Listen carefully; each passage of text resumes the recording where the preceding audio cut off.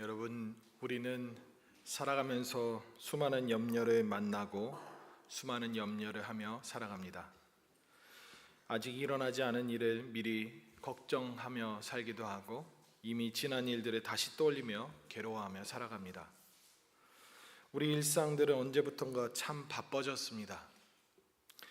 해야 할 일도 많아지고 책임져야 할 일도 많아지고 그리고 생각해야 할 일도 참 많아졌습니다.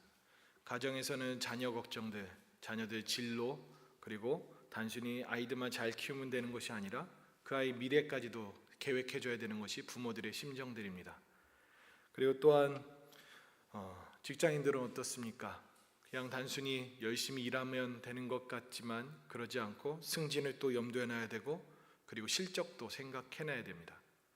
그리고 또한 자영업자들은 어떨까요? 그들은 매출을 염려하며 살아가야 합니다. 하루하루가 그 매출을 달성하지 못하면 그 월 매출, 연 매출에 지장이 있기 때문에 여러 가지 고심 가운데 살아갑니다. 은퇴하신 분들은 편하시게 사실 것 같지만 또 노후 생활들 그리고 건강 때문에 또 걱정하며 살아갑니다. 어떻게 살아야 될까 이런 염려들 우리의 삶 가운데 한가득합니다. 우리는 압니다. 걱정한다고 해결되는 것이 없다는 것을요. 그리고 또한 염려한다고 내일이 달라지는 것도 아니라는 것을 우리는 압니다.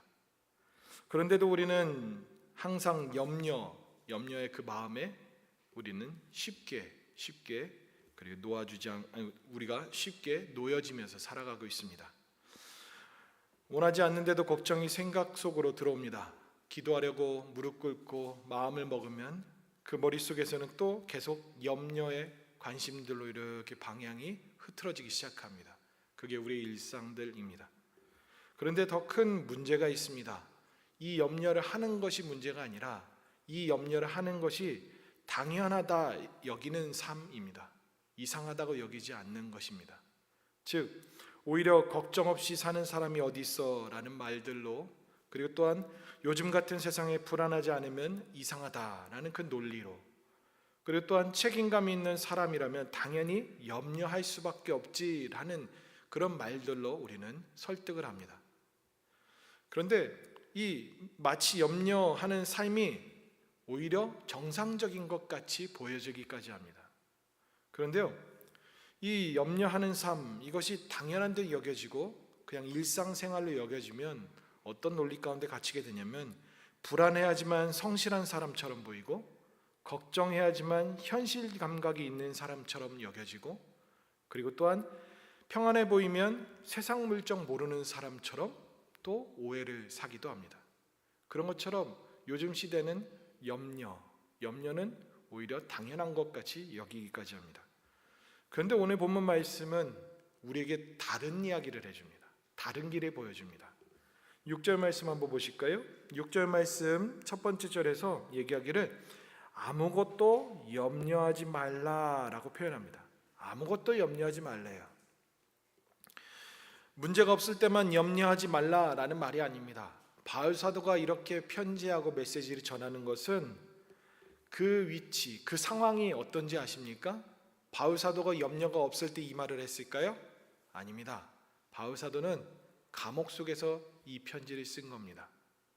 감옥 속에서 즉 따뜻한 집이나 평안한 그 사무실 같은 곳에서 하는 것이 아니라 감옥 속에서 언제 풀려날지 모르고 언제 처형당할지 모르는 그 상황 가운데서 이 편지를 쓴 겁니다. 염려하지 말라. 심지어는 빌립보 교회에 염려 안 할 것이 없지도 않았습니다. 걱정투성이었습니다. 그 안에서 파가 갈려져 있었고요. 그리고 또한 그 안에서 어떤 일들이 펼쳐졌냐면 외부의 압박만 있었던 것이 아니라 내부에서는 싸움도 있었습니다. 오늘 본문 2절 말씀에서 보시면 거기에 두 이름 나타납니다. 유오디아와 순두계. 이 두 사람의 갈등도 있었던 것이 바로 빌립보 교회 실상이었습니다. 그런데 바울 사도는 염려하지 말라라고 여기에서만 멈추지 않고 그는 또 권면합니다. 기뻐하라. 그것도 항상 기뻐하래요. 그리고 염려하지 말라라고 얘기하는 것뿐만 아니라 심지어는 감사함으로 기도하래요. 그리고 평강의 하나님이 함께 하신다라고 이렇게 권면하고 있습니다. 이 바울 사도가 이렇게 말하는 것은 여유 있을 때 한 말이 아니라는 것을 우리는 분명히 알아야 됩니다. 그렇다고 현실을 무시하는 이 모습이 현실을 무시하는 낙관론자의 그런 마음가짐으로 한 말도 아닙니다. 현실 문제 한 가운데에서 오늘 하나님은 우리에게 말씀하시는 겁니다. 성도들에게 말씀합니다. 염려는 감사의 기도로 하나님께 맡길 때 하나님의 평강으로 바뀌어진다라고 메시지를 주십니다.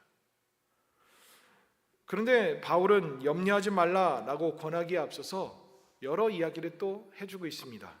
같은 마음을 품으라라고 얘기하고, 기뻐하라라고 얘기하고, 관용을 보이라라고 얘기하고, 주께서 가까우시다라고 이렇게 말들을 늘어놓습니다. 염려하지 말라 그 앞에서 말이죠. 왜 바울 사도는 이렇게 말하고 있는 것일까요? 염려는 외부에서가 아니라 깨어진 마음에서부터 시작된다는 것을 먼저 이야기해주고 있습니다. 깨어진 마음, 즉 염려는 마음이 찢어진 상태를 말합니다. 염려라는 단어의 뜻이 원래 그것입니다. 염려하다라는 이 단어는 마음이 여러 갈래로 찢어지고 나뉘어졌다라는 뜻입니다. 나뉘다라는 뜻입니다. 쉽게 말하면 염려하는 사람은 몸은 여기 있는데 마음이 다른 데 있는 거예요. 그리고 이 예배 자리 있음에도 불구하고, 기도의 자리 있음에도 불구하고 염려하는 사람은 이 예배에 온전히 집중하지 못하고 생각은 다른 곳에 가 있어요. 그것이 바로 염려라는 그 단어의 본색입니다. 우리의 마음이 흩어지게 하는 것, 찢어지게 하는 것, 나뉘게 하는 것, 그게 염려입니다.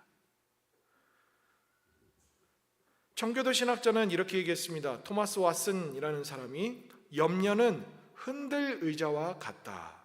계속 움직이지만 어디로도 가지 못한다. 이해되십니까? 아주 명확하게 딱 이야기를 했습니다. 염려는, 우리는 염려를 엄청 합니다. 흔들흔들거리면서 계속 흔들립니다. 그런데 어디 가지 못하고 그 자리에서 흔들리기만 합니다. 그게 염려랍니다. 이리저리 흔들리고 이리저리 오다니는 것 같지만, 우리의 정신은 그렇게 왔다 갔다 하지만 정작 우리를 흔들고만 있지 한 걸음도 내딛지 못하게 하는 것, 그게 염려입니다. 오히려 우리의 몸과 마음과 영혼, 그 에너지들을 소진시키는 것, 그게 바로 염려입니다. 또 이 염려는 내가 붙들어야 한다라는 생각의 뿌리에 두고 있답니다. 내가 붙들어야 한다, 내가 해결해야 된다, 이런 생각들로 가득 차 있는 것이 염려랍니다. 염려할 때를 생각해 보십시오. 내가 해결하는 게 없습니다. 그런데 계속 그걸 끌어안고 있는 이유가 뭡니까? 내가 생각하고 고민하면 해결될 것이라고 집착합니다. 그게 염려하는 모습입니다. 염려가 왜 문제냐면, 그 움켜쥐고서 놓지 않는 그것은 믿음의 영역과도 같기 때문에 그렇습니다. 왜냐하면 내가 이 문제를 통제할 수 있어 라고 나 스스로를 믿는 거예요. 신뢰하는 거예요. 그런데 정작 신앙인들은 어떻게 합니까? 하나님 믿습니다, 하나님께서 내 인생을 붙잡아 주시고 인도해 주실 걸 믿습니다 라고 하는데도 불구하고 움켜쥐고 있습니다. 그래서 내가 해결하려고 합니다. 그래서 염려라는 것이 별거 아닌 것 같지만 신앙의 영역까지도 침범하는 것입니다. 그래서 우리는 분간할 수 있어야 됩니다. 책임 있는 삶과 염려하는 삶을 분간해야 합니다. 책임은 오늘 내가 순종해야 할 일들을 감당하는 것이고, 염려는 내일 하나님께 속한 영역에 있는 그것까지 내가 움켜쥐고 있는 것입니다. 책임 있는 삶은 오늘 그냥 순종하면 됩니다. 그런데 염려하는 삶은 해야 할 것 움켜쥐고 이걸 가지고서 그냥 붙잡고만 있는 것입니다.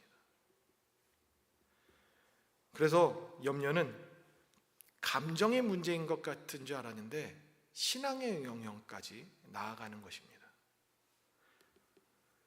해낼 수 없는 것을 내가 붙들고 있으므로 우리는 그것을 통해서 기쁨이 잃어가고 관용을 잃어가고 평강을 잃어버립니다.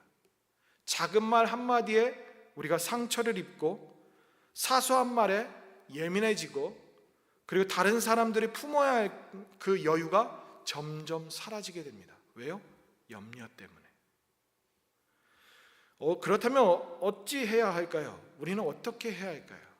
오늘 본문 말씀 한번 다시 보겠습니다. 6절 말씀입니다. 6절 말씀 다 같이 읽어볼까요? 6절 말씀 시작. 아무것도 염려하지 말고 다만 모든 일에 기도와 간구로 너희 구할 것을 감사함으로 하나님께 아뢰라. 네, 염려를 감사의 기도로 바꿀 수 있기를 바라는 마음에서 오늘 말씀 우리에게 말씀해 줍니다. 오늘 말씀을 세 가지로 함께 나누려고 합니다. 첫 번째입니다. 마음의 자리를 주 안에서 다시 세우라라고 말씀합니다. 오늘 보면 2절 말씀에 보시면 주 안에 같은 마음을 품으라라고 얘기합니다. 유오디아와 그리고 순두계에게 그렇게 권면합니다. 바울 사도는. 여기에서의 핵심은 같은 마음을 품으라라는 것이 아니라 주님 안에서가 중요합니다. 주님 안에서. 여기서 얘기하는 것은 성격이 비슷하니 너희들 뜻을 같이 해, 이렇게 해서 권하는 것이 아닙니다. 주님 안에서 하라고 얘기합니다. 달리 표현하면 이렇게 표현해도 될 것 같습니다. 주님 앞에서 그렇게 하라라고 표현합니다. 주님 앞에서 서면 내 자존심이고 내 자존심보다 복음을 더 크게 중시하며 우리가 겸손해집니다. 그리고 또한 주님 앞에 서면 내 입장보다, 나 하나의 입장보다 공동체를 생각하고 하나됨을 뜻하게 되어 있습니다.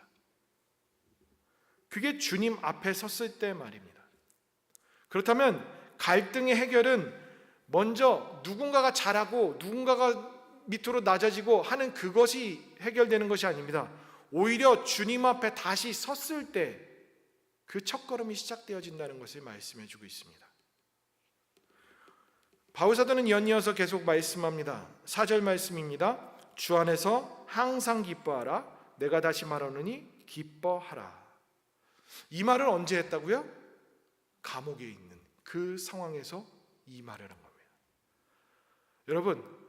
여러분들이 지금 힘들고 있는데 다른 사람들한테 권면하기를 기뻐해, 항상 기뻐해라, 이렇게 말할 수 있겠습니까? 바울 사도의 이 말은 정말 이해가 안 되는 상황입니다. 자신은 감옥에 있어서 언제 죽을지도 모르고 불안해하고 염려 가득한데 기뻐하랍니다. 그러면 자신의 진심과 상관없이 그냥 말뿐으로 그렇게 했을까요? 그렇지 않죠. 바울은 진짜 기뻐했을 겁니다.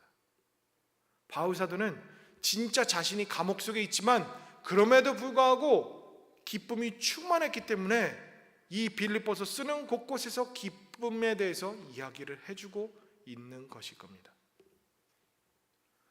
자유가 속박되어져 있고 차고에 채워져 있고 내일이 보장되지 않은 그 상황에서 바울 사도는 기뻐하라라고 말씀하고 있습니다. 어떻게 이렇게 기뻐하라라고 말할 수 있는 것일까요? 왜 그럴 수 있었을까요? 그의 흔적은 우리는 3절과 5절 말씀에서 찾아볼 수 있습니다. 3절 말씀에 보시면 후반에 뭐라고 써 있습니까? 그 이름들이 생명책에 있느니라. 통역자들 그뿐만 아니라 자신의 이름까지 생명책에 있다라고 표현합니다. 그리고 5절 말씀입니다. 주께서 가까우시니라. 여러분, 우리가 천국 간다는 그 소망 가운데 살아가는 것, 그게 일상 가운데서 얼마나 큰 힘이 되어지고 우리의 근본을 바꿨는지 여러분들은 잘 아시지요? 알고 계시지요? 부활 소망이 있다는 것은 우리에게 단순히 나중에 다시 살아가 아니라 내가 아무리 극한적으로 안 좋은 상황이 있을지라도 다시 회생할 수 있어라는 그 일상적인 언어부터 심지어는 내세에 대한 구원의 소망까지 연결되는 것이 부활 소망입니다. 그리고 천국에서 살 것이라는 그 확정되는 확신, 그것이 우리 삶에서 얼마나 평안하고 안정적이게 할 수 있는지요. 이 땅에서 괴롭고 힘들어도 주님 나 어떻게 해주세요 라고는 그 말이 아니라 여기가 덧없음을 알고 그러고 하나님께서 하늘에 상급을 쌓아주실 것까지도 우리가 생각할 때는 단순히 이 땅에서 집착하지 않고 살아갈 수 있습니다. 바울 사도는 그 마음이었습니다. 그래서 그는 지금 감옥에 있었지만 이 환경에 휘둘리지 않고 그는 주님 바라보고 그리고 또한 생명책에 기록된 것에 대해서 기쁨으로 마음에 머금고 살아간 것입니다. 그리고 또한 주께서 가까이 오셨습니다 라는 이 고백에도 중요합니다. 여러분, 주님께서 이제 곧 오십니다 라는 말을 우리의 생각과 그리고 우리의 일상에서 그 모든 말들이 가득하다면 저와 여러분들은 어떻게 살까요? 치고받고 싸우고 네 거네 내 거네 하고 살겠습니까? 그런 거에 덧없음을 압니다. 바울 사도는 확고했습니다. 주님께서 가까이 오셨습니다. 그 마음을 가지고 살았기 때문에 그렇습니다. 그래서 내가 모든 것을 통제하지 않으려고 했고 내 권리를 주장하지 않으려고 하고 그리고 내가 조금 손해봐도 괜찮다라는 생각을 하는 것입니다. 그것이 기쁨으로 연결되어지고 관용을 베푸게 되어집니다. 그리고 그 마음이 평강으로 임해진다는 것입니다. 여러분, 나를 지키려고 몰두하는 사람들, 그런 사람들은 다른 사람을 품지 못합니다. 나만 생각하며 살아갑니다. 따라서 염려는 이기는 이기적인 것의 첫걸음입니다. 염려는 나만 모르게 합니다. 내 안에서 벗어나지 못하게 그것을 움켜쥐게 합니다. 그러나 주님께서 이 땅에 오실 것이라는 것 생각, 그리고 주님 앞에 살아가는 것처럼 살아간다면 우리의 마음은 달라지기 마련입니다. 그래서 우리가 다시 주님 앞에 세워지는 것, 그게 염려의 앞선 우선이라는 것입니다. 두 번째로 말씀합니다. 염려를 감사의 기도로 하나님께 아뢰라 라고 말씀합니다. 오늘 보면 6절 말씀 다시 한번 읽어보겠습니다. 6절 말씀 시작. 아무것도 염려하지 말고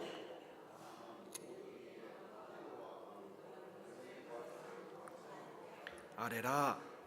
이 말씀 구절을 세 가지로 함께 좀 나누어서 보려고 합니다. 첫 번째는 아무것도 염려하지 말라라고 얘기합니다. 아무것도.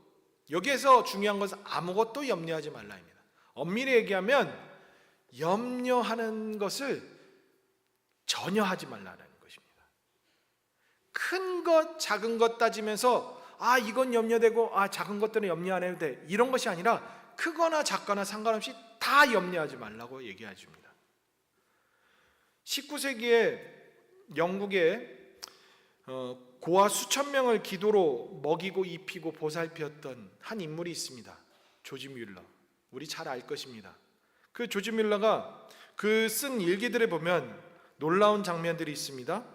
거기에 이런 목록들이 있다고 합니다. 신발 한 켤레, 빵 한 덩이, 단추 하나, 이런 것이 기도의 제목이었답니다. 그 소소한 것들을 다 하나님께 아뢰고 그 진짜 응답받았다라고 거기에 기록되어져 있습니다. 그러면서 누가 물었답니다. 그렇게 작은 것까지 하나님께 아뢰야 합니까? 그런 거는 아뢰지 않아도 되는 거 아닙니까? 라고 물었답니다. 근데 그는 이렇게 대답했습니다. 하나님께 너무 작은 것은 없습니다. 너무 큰 것도 없습니다. 여러분, 하나님 앞에서 소소한 것, 큰 것, 그건 중요하지 않습니다. 우리에게는 소소한 것, 큰 것을 따지지만 우리 하나님에게는 우리에게 필요한 것, 똑같은 그냥 필요한 것입니다. 그렇다면 우리가 크거나 작거나 상관없이 하나님께 아뢰면, 하나님께 맡기면 되는 것입니다. 작은 것은 염려하지 않아도 돼. 큰 것은 염려거리니까 그냥 그걸, 이런 논리가 아닙니다. 크거나 작거나 상관없습니다. 모든 것을 염려하지 말고 하나님께 아뢰라 라고 말씀하고 있는 것입니다. 두 번째로는 모든 일에 기도와 간구로 이렇게 말씀합니다. 덧붙인다면 모든 일에 기도와 간구로 바꾸라 라는 것으로 할 수 있겠습니다. 기도는 여기에서 원래 의미는 하나님 향한 예배라는 의미이기도 합니다. 그런데 간구는 무엇이냐면 구체적인 필요를 아뢰는 것입니다. 구체적인 필요를 아뢰는 거예요. 근데 여러분, 염려는 우리 머릿속에서 뱅벨 돌 뿐입니다. 그런데 기도는 무엇일까요? 하나님께 내어놓는 겁니다. 구분이 되어지십니까? 기도는 그냥 나 혼자 어떡하지 하면서 이 머릿속에서만 있습니다. 근데 기도는 하나님께 내어드리는 겁니다. 그러니 염려해야 될까요? 기도해야 될까요? 네, 간단하죠. 염려가 되면 이 머릿속에서만 어떻게 하지 합니다. 그런데 기도를 하게 되면 어떻게 되냐면, 어떻게 하지 이것에서 막연한 걱정에서 하나님 이 문제를 풀 수 있는 지혜를 주십시오 라고 갈 수 있습니다. 또 큰일 나면 어떡하지 막 이렇게 조바심 내는 것이 아니라, 하나님 이 모든 결과를 주님께 맡기겠습니다. 오늘 제가 순종해야 될 것을 가르쳐 주십시오 라고 갈 수 있습니다. 염려는 이 머릿속에서만 어떡하지 하면서 아무 걸음도 못합니다. 그런데 기도는 하나님께 내어 맡기고 하나님께서 또 인도해 주시는 것을 우리가 따라가고 순종하고 또 가르쳐 주시는 것을 행하는 것이라는 것이죠. 그래서 우리는 기억해야 합니다. 염려는 나 혼잣말입니다. 그런데 기도는 하나님께 드리는 말이 됩니다. 그래서 염려하지 마시고 기도하실 수 있기를 바랍니다. 세 번째로 감사함으로 드리라 라고 말씀합니다. 감사함으로. 솔직히 이 대목에서 참 저는 많이 걸립니다. 염려가 있는데 감사를 억지로 쥐어짜내도 나오지 않는 판에 어떻게 감사하냐라는 것입니다. 제가 이 대목에서 곰곰이 생각하다가 정말 고민하다가 어디까지 갔냐면요, 바울 사도가 장가 안 가서 그래 라는 생각까지 갔습니다. 염려가 있으면 감사가 나올 수 없고요, 애들 키워보면 진짜 별별 일들 많이 생기고요, 속 타는 일 뒤집어지는 일 많잖아요. 감사가 안 나온다니까요. 그래서 도대체 바울 사도가 철부지는 아닐 거고 도대체 하는데 저와 다른 게 결혼 안 했구나, 장가를 안 갔구나, 이 생각까지 갔습니다. 그냥 우스갯소리인데 진짜 그 정도로까지 이해가 잘 안 됐습니다. 근데 어떤 예화가 있습니다. 코리텐붐이라는 여성이 있습니다. 그 여성은 나치 강제 수용소에서 살아남았던 사람입니다. 그 여인 코리뿐만 아니라 언니 베시가 같이 수용소에 끌려갔습니다. 그 막사는 아주 끔찍했습니다. 좁고 더럽고 벼룩으로 득실득실 됐다고 합니다. 코리는 참으로 절망했습니다. 그 어린아이가 하나님 앞에 원망이 되어졌겠죠. 그런데 그 언니가 이런 말을 합니다. 성경에 범사에 감사하라고 했으니 이 벼룩에 대해서도 감사하자라고 얘기했답니다. 근데 이 어린 코리가 또 언니의 말을 잘 듣나 봅니다. 그래서 도무지 감사할 수 없었지만 그 언니의 권유를 듣고서 억지로 감사하려고 노력했고 감사하게 되었답니다. 그런데요, 며칠 지나고 나면서 보니까 이상한 점이 발견되어졌답니다. 왜냐하면 감시병들이 그곳에만 안 왔던 거래요.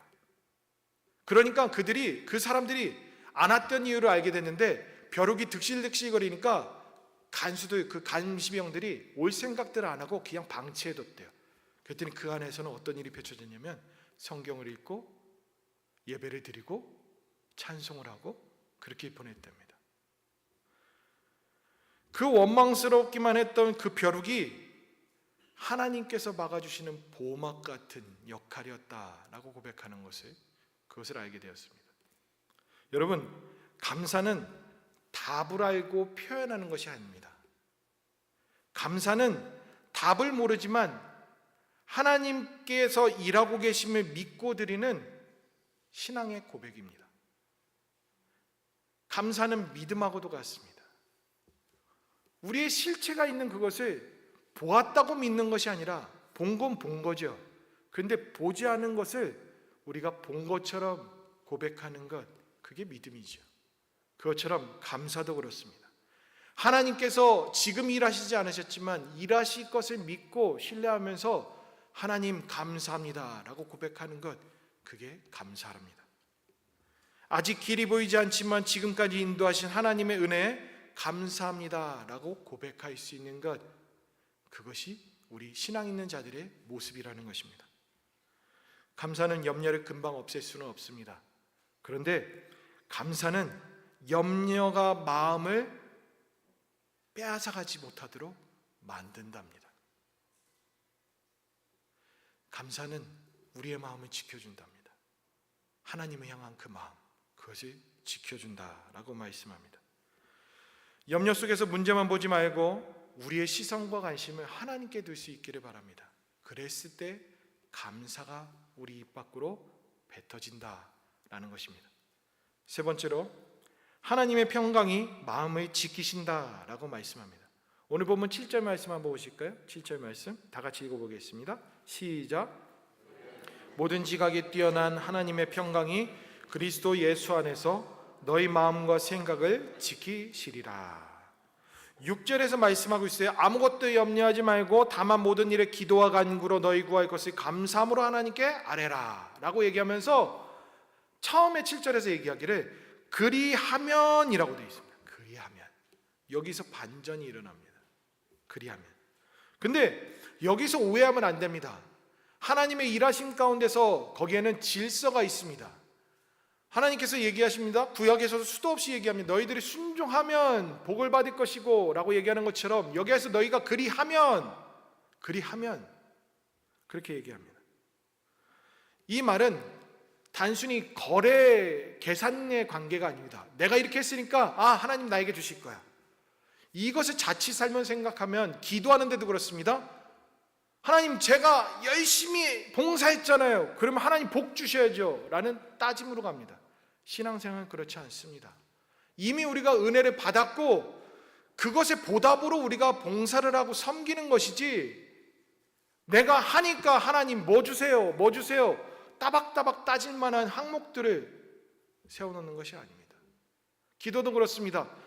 제가 치성을 드리더니 열심히 하나님 비나이다 해서 열심히 했기 때문에 뭐 10일 금식 기도 뭐 40일 금식 기도 했기 때문에 작정 기도 뭐 1,000번째 드리듯 했기 때문에 하나님 주셔야지요 하는 거 아닙니다. 기도는 그런 거 아닙니다. 어떤 목회자가 이런 말을 했습니다. 하늘 보좌를 움직이는 기도라고 하면서 설교도 하고 책도 썼습니다. 근데 묘합니다. 우리가 기도한다고 하늘 보좌가 움직여져요? 우리가 기도한다고 하나님께서 뜻을 바꾸세요? 여기서 조금 헷갈리시죠? 바꾸시는 것 같은데 바꾼다고 하기에는 뭔가 근데 엄밀히 얘기하면 우리의 기도로 하나님이 뜻이 바뀐 게 아니라 우리가 하나님 뜻에 걸맞아서 기도했더니 하나님이 가시는 길에 내가 방향이 맞은 거예요. 기도가 그런 겁니다. 내가 기도했으니까 열심히 했으니까 하나님 뜻을 확 바꾸셨다? 그것도 하나님 뜻입니다. 기도는 계산이 아닙니다.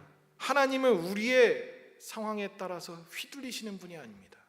하나님이 그렇게 하시기로 마음먹으신 이유와 계획과 섭리가 있기 때문에 그렇게 하시는 겁니다. 우리가 열심히 낸다고 하나님 바뀌신다면 이 세상에서 다 열심히 내면 되게요. 제가 재밌게 본 영화가 있습니다. 브루스 올마이티라는 거기에서 그 짐 캐리가 어느 날 되게 원망했습니다. 왜 내 인생이 이렇게 지질이 복도 없냐고. 내가 하나님이라면 나는 더 잘할 수 있겠어 라고 막 따져 물었어요. 그랬더니 어느 날 하나님이 그래? 하고 내려오더니 내 권한 너한테 다 줄게. 나 휴가 간다? 하고 갔어요. 이 영화입니다. 영화. 실제 아닙니다. 그러고 나서 갔는데 어느 날 자다가 자꾸 그런 소리가 자꾸 들리는 거예요. 잠도 못 자게. 그랬더니 너무 신경 쓰이는 거죠. 근데 알고 봤더니 그게 사람들이 기도하는 소리가 자신에게 귀에 들린다는 것을 알게 됐어요. 그리고 재미난 것은 컴퓨터를 봤는데 거기에 기도 제목들이 있는데 yes, no, yes, o 이렇게 치는 장면이 나와요. 그런데 이거를 선택하다가 짜증나니까 전체 all yes 눌러버렸어요. 그랬더니 천재지변이 일어나고 별별 일들이 다 일어나요. 왜 그럴까요? 각자 자기 중심으로 기도하니까 그 욕망들이 세상을 뒤엉켜버리는 거예요. 거기서 큰 깨달음을 얻었습니다. 우리는 다 기도하죠. 우리 자녀가 머리가 될지언정 꼴이 되지 않게 해주십시오. 이 세상에 다 머리만 있으면 꼴이는 누가예요? 내 아들 1등 되게 해주십시오. 그럼 누군가는 꼴찌해야 되고 누군가는 2등 해야 되는데. 근데 우리 교인들 다 그렇게 기도하죠. 그러면 내 자식은 그렇게 되면 내 옆에 있는 권사님, 장로님 자녀는요? 일단 저만요. 그건 논리도 아니잖아요. 기도는 우리가 하는 주체이기도 하지만 내가 한 대로 이루어지는 것이 아닙니다. 하나님께서 그 방향과 뜻에 우리가 기도하다 보니 맞춰져 가는 것이고, 그러다가 기도한 것이 하나님의 뜻과 맞아졌을 때 응답이 되어지는 것입니다. 그리고 또 복잡하게 또 들어가면 또 기도라는 설교는 언제 할지 있겠지만 오늘은 여기까지만 이렇게 해도 될 것 같습니다. 말씀에서 얘기하는 것은 바로 그것입니다. 즉 그리하면 이렇게 되시다, 이라는 것은 하나님께서 영적인 질서를 세워가는 그 계통 가운데 있습니다. 또 그 다음에 얘기합니다. 모든 지각이 뛰어난 하나님의 평강, 이것을 얘기합니다. 여기서 중요합니다. 모든 지각이 뛰어난 하나님의 입니다. 우리 하나님은 어떤 분이십니까? 우리는 쉽게 얘기하죠. 전지전능하신 분, 모든 것을 다 아시는 분, 그리고 모든 것을 다 뛰어넘으시는 분. 그렇다면 우리가 염려하고 아등바등할 이유들이 다 사라져갑니다. 여러분, 손양원 목사님 아시죠? 손양원 목사님 두 아들들이 죽었던 그 사건 아시죠? 여수 순천 사건, 남로당이 이제 이렇게 해서 일으킨 사건입니다. 두 아들 동인과 동신을 잃어버렸던 그 손 목사님, 그가 아들 장례식 때 9가지 기도를 드렸는데 거기에 한 내용이 이것입니다. 나 같은 죄인의 가정에서 순교의 자식을 내게 하신 하나님께 감사합니다. 허다한 성도 중에 어찌 이런 보배를 내게 맡기셨는지 감사합니다. 어떻게 이런 기도를 할 수 있을까요? 하루아침에 두 아들이 죽었는데. 손 목사님의 그 복잡 다양한 심경 우리는 다 이해할 수 없습니다. 그런데 그 기도의 가운데 보면 기도를 할 수 있었다는 것 그 자체도 모든 지각에 뛰어난 그 하나님을 신뢰하고 믿었을 때 그분이 평강을 주셨기 때문에 이런 기도까지도 할 수 있었던 것입니다. 세 번째입니다. 마음과 생각을 지키시리라. 이 마음과 생각을 지키시리라 하는 이 단어는 군대가 성을 둘러싸고 경비하는 모습입니다. 그 당시 빌립보 도시라는 곳이 바로 그런 도시였습니다. 군사 도시였습니다. 그래서 이 말을 하는 것에서 딱 알아들었을 것입니다. 근데 그 평강이 너희의 마음과 생각을 지키신다라고 말씀합니다. 근데 여기서 저는 또 한 가지 섭섭했습니다. 그 뛰어나신 하나님이 다 해결해 주실 거 하면은 속 시원할 텐데 마음과 생각을 지켜주신대요. 그랬을 때 제 이 속 좁은 마음이 에게 참 쪼잔하시기, 좀 해결해 주시면, 뚝딱 먼저 해주겠다고 약속을 탁 해주시면 좋을 텐데 마음과 생각 지켜주신다. 저는 이게 이해가 안 됐습니다. 그런데 묵상하다가 어디까지 이르렀냐면 진짜 우리의 상황에서 나를 염려하게 하고 근심 걱정해 하는 것은 상황이 아니라 이 좁다란 머리와 이 좁다란 마음이구나 라는 것을 알았습니다. 왜일까요? 하나님의 그 평강이 역사하는 사람에게는 그 어디나 하늘나라가 됩니다. 우리가 어느 곳에 있든지 상황과 그 환경에 우리가 극함되어지는 게 아니라 그걸 초월해버릴 수 있는 능력이 충만한 자들에게는 있습니다. 그렇다면 우리의 진짜 문제는 환경이 아니라 어디에 있습니까? 이 마음과 생각에 있습니다. 그것을 하나님의 평강이 지켜주시겠다라고 말씀합니다. 아주 철두철미하게 지켜주시겠답니다. 우리는 이것을 두 가지를 컨트롤하지 못해서 우리는 염려하고 근심 걱정하고 살아가는 겁니다. 그런데 하나님 믿는다면, 그리하면 해주신다는 그 하나님을 신뢰한다면 하나님은 우리의 마음과 생각을 지켜주신다라고 말씀합니다. 우리가 그런 마음으로 살아가고 그런 삶을 살아갔을 때 우리에게는 어떤 일들이 펼쳐지는지 아십니까? 히브리서 11장 38절 말씀에 믿음장으로서 믿음의 선조들을 쭉 얘기하면서 거기에 정말 놀랄만한 한 구절이 나옵니다. 뭐냐면 세상이 감당하지 못할 세대라고 표현합니다. 믿는 자들은 그런 존재랍니다. 이 환경, 죽고 토부를 켜고 찔려서 죽고 하는 그 상황 가운데도 휘둘리지 않고 그들이 믿음 안에 지켰던 그 모습을 보고 세상이 감당하지 못할 세대랍니다. 그렇다면 환경 우리를 두렵게 하고 힘들게 하는 것이 아니라 우리의 마음과 생각이 지켜지지 않아서 그랬다는 것을 우리는 알 수 있습니다. 그러니 제 설교 원문에 그대로 적은 거 읽겠습니다. 쫄지 마십시오. 겁내지 마십시오. 우리는 감당하지 못할 그런 믿음 있는 자들입니다. 우리는 그런 존재들입니다. 근데 왜 우리는 근심 걱정할까요? 이뿐만 아닙니다. 바울 사도가 마지막 8절과 9절에서 말씀합니다. 8절과 9절 다 같이 읽어볼까요? 시작.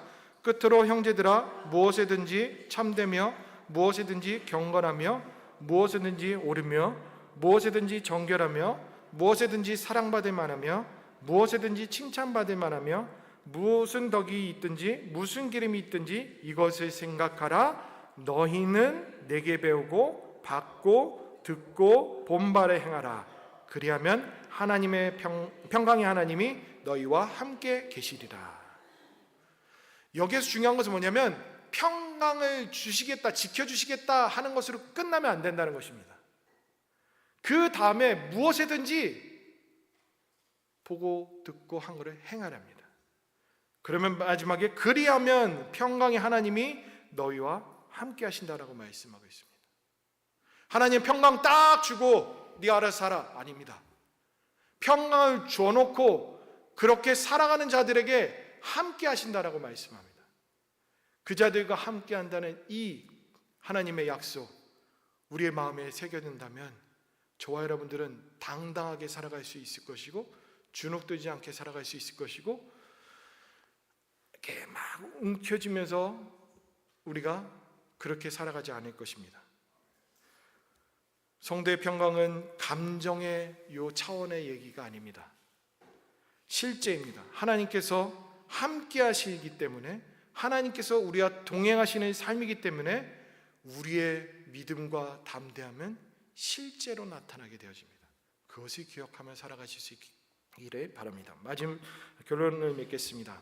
오늘 본문은 우리에게 말씀하십니다. 주 안에서 마음을 다시 세우라 라고 말씀합니다. 그리고 염려를 감사로 바꿔서 하나님께 아뢰라 라고 말씀합니다.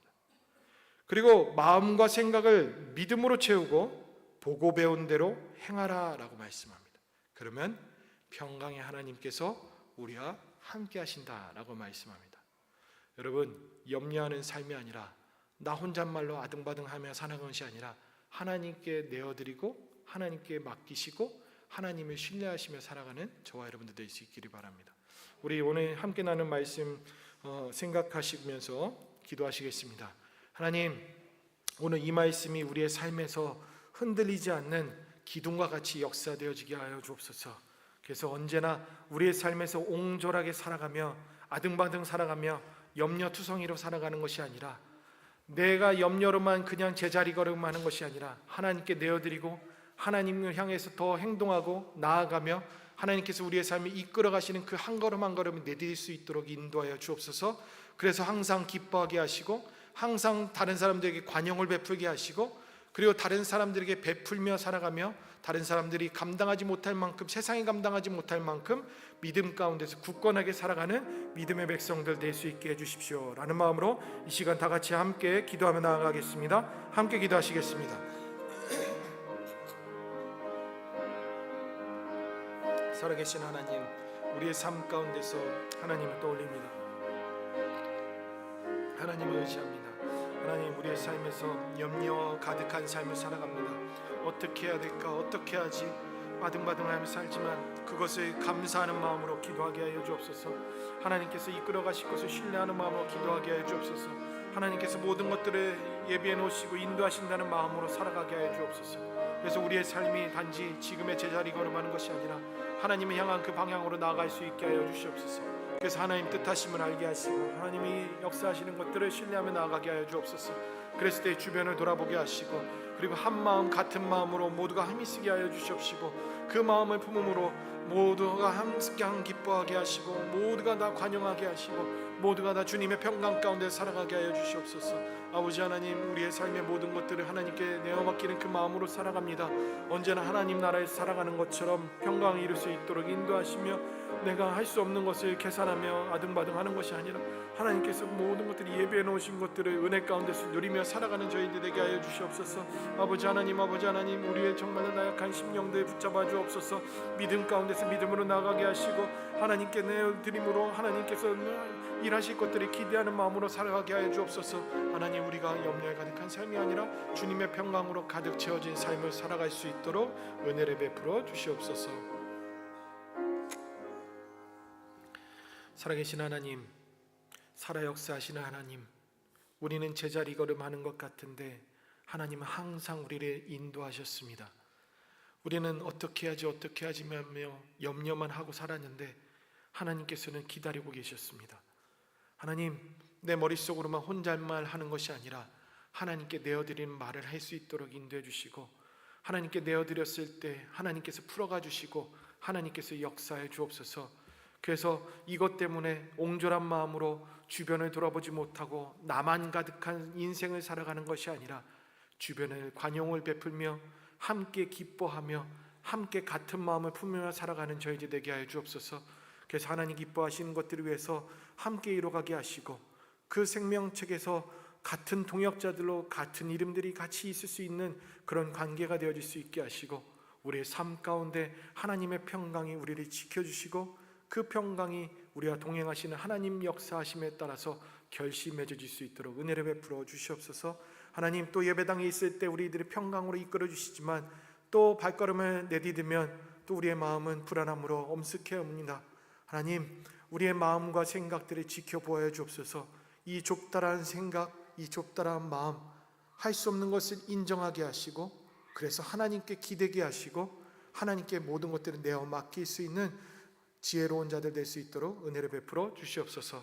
예수님의 이름으로 기도드리옵나이다. 아멘.